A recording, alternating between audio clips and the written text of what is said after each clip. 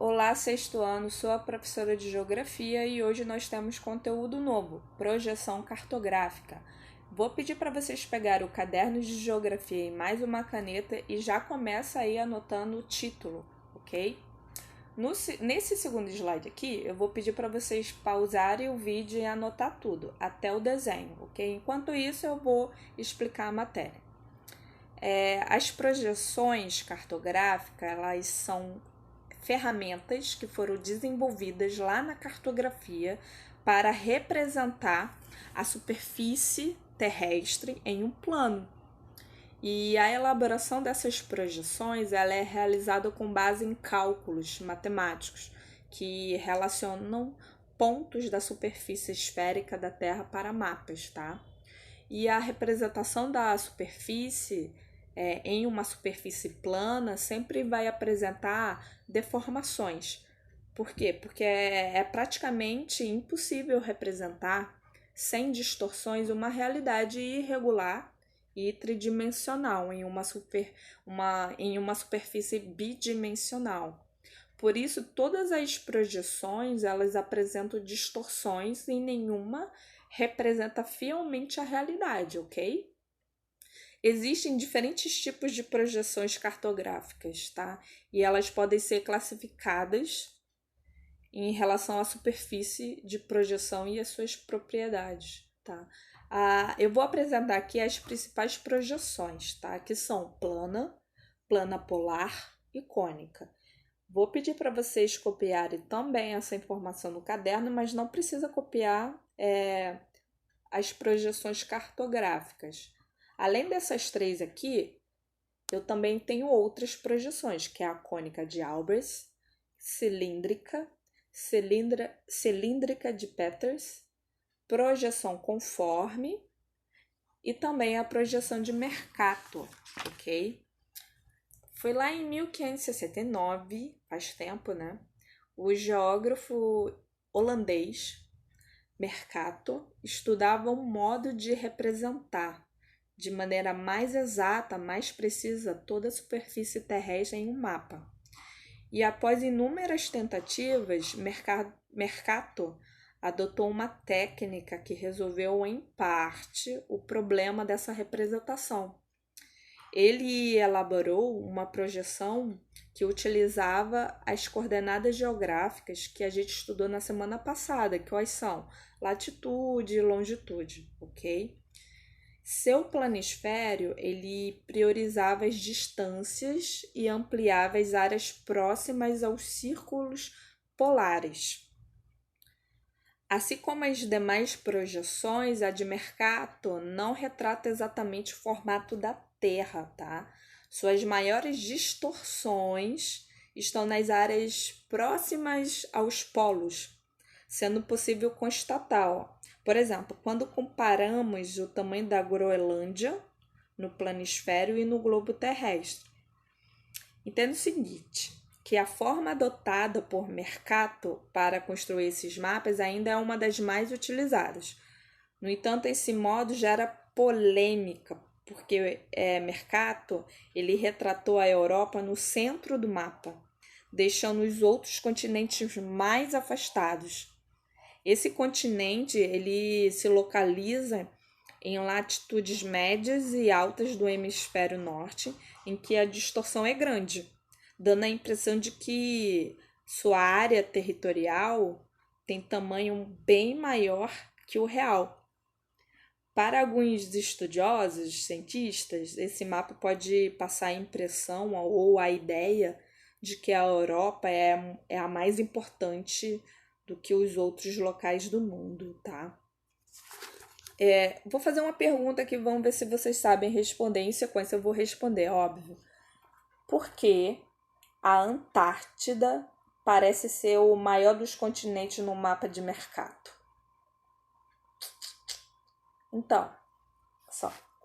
A Antártida parece maior devido às grandes distorções dessa projeção nas áreas do polo, tá bom?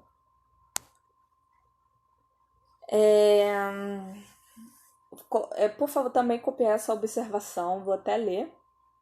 A projeção de Mercator ainda é a mais utilizada, não porque é eurocêntrica, ou seja, que a Europa está no centro, mas porque ela mantém os ângulos intactos da circunferência da Terra, tá?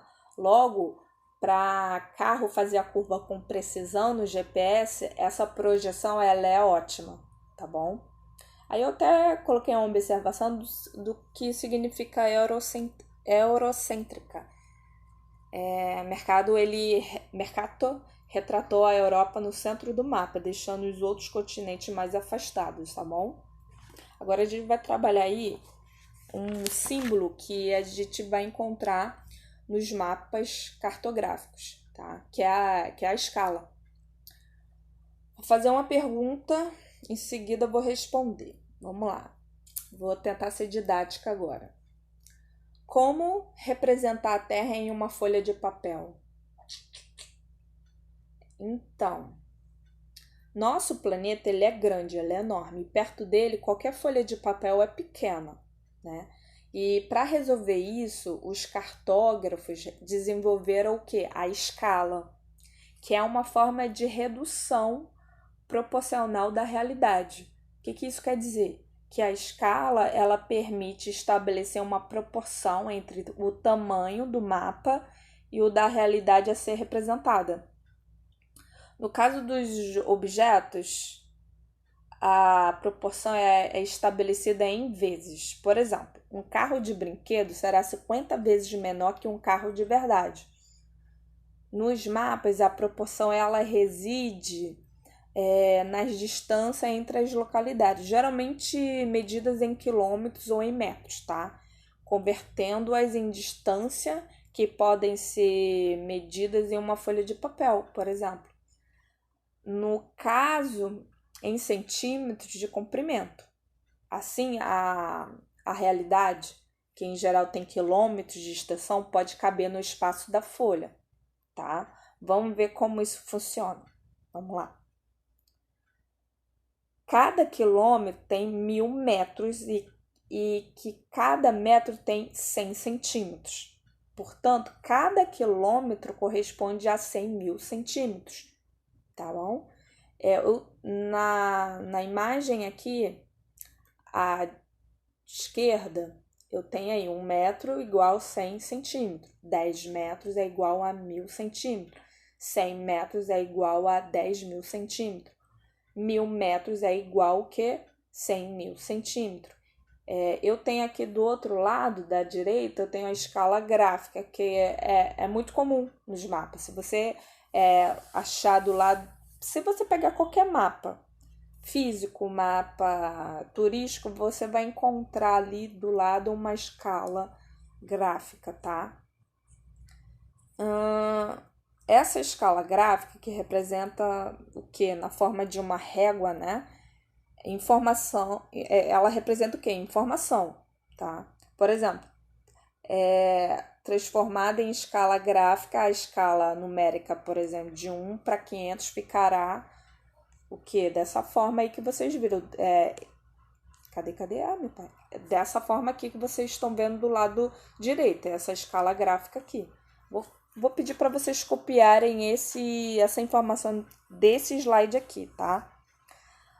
Para ser didático, eu até coloquei essa observação.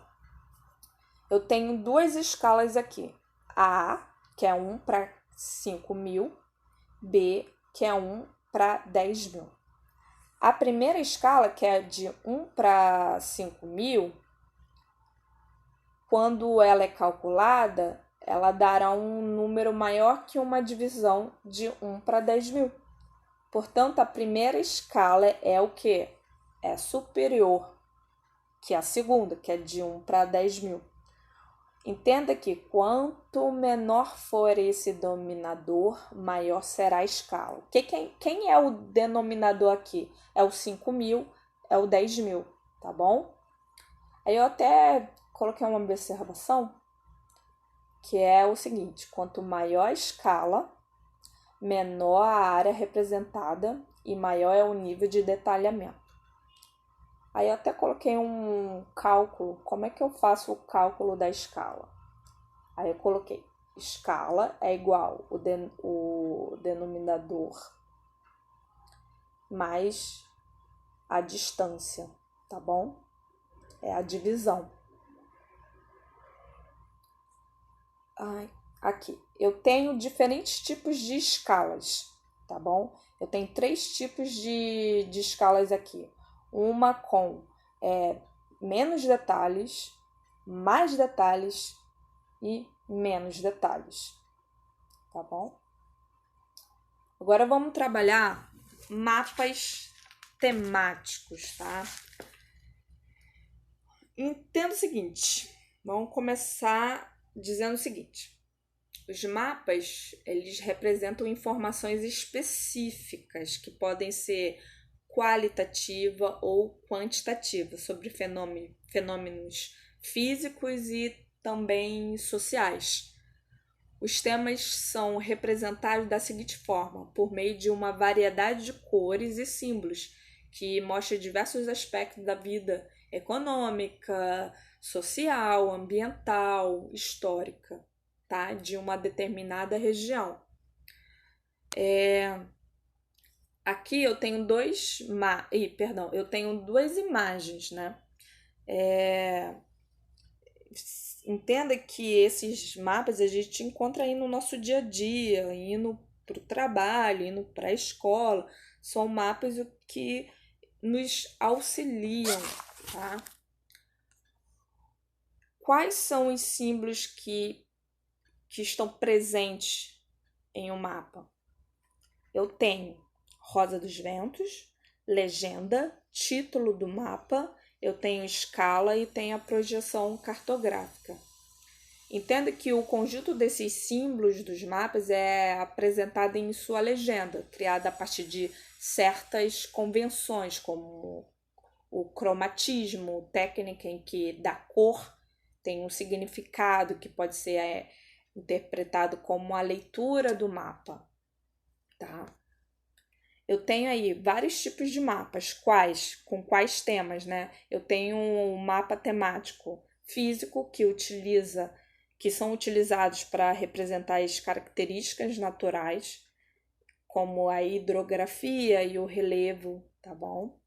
Eu tenho os mapas políticos que passam informações de quê? Das cidades, estados e países, tá?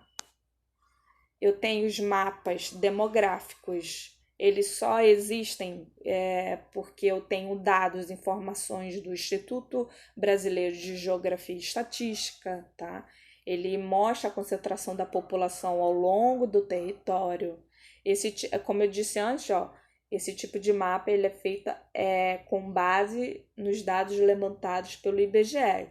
Esse ano, 2020, seria o ano em que o IBGE ia passar na casa de cada pessoa para contar quantos habitantes, quantas pessoas tem dentro da sua casa, para no final do ano a gente saber quantas pessoas tem no Brasil. Mas infelizmente, acredito eu que esse ano a gente não vai poder fazer o censo por conta do vírus, né?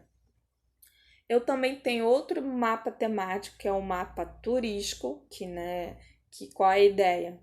Que é por meio de símbolos, esses mapas ele apresenta locais de lazer, de cultura, centros históricos, hotéis e entre outros, ok? Eu também tenho outro mapa temático, que são as cartas urbanas, que mostram as ruas, as quadras, tá? Essas cartas urbanas ou plantas, elas são muito importantes porque permite às prefeituras planejar a rotina da cidade, tá? Exemplo, o tráfego de veículos, tá? Bom, ficamos por aqui. Se caso vocês tenham alguma dúvida, é só mandar uma mensagem particular que eu respondo rapidamente, tá bom? Aí eu coloquei um pensamento aí para vocês: dificuldades preparam pessoas comuns para destinos extraordinários.